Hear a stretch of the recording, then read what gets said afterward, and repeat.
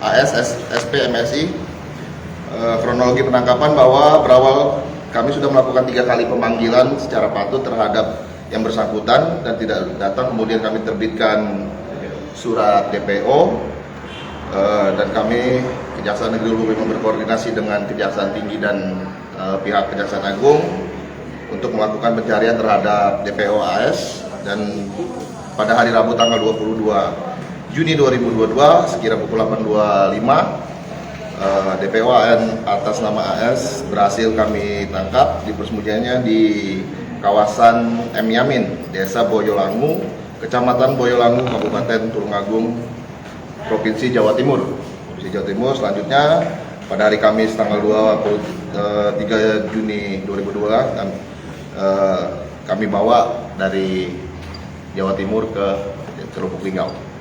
Demikian, kalau ada lagi pertanyaan. Terkait kasus apa, Pak? Terkait kasus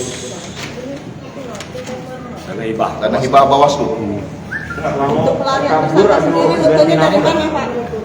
Ya sempat Ada sempat ganti nama panggilan nama panggilan bisa.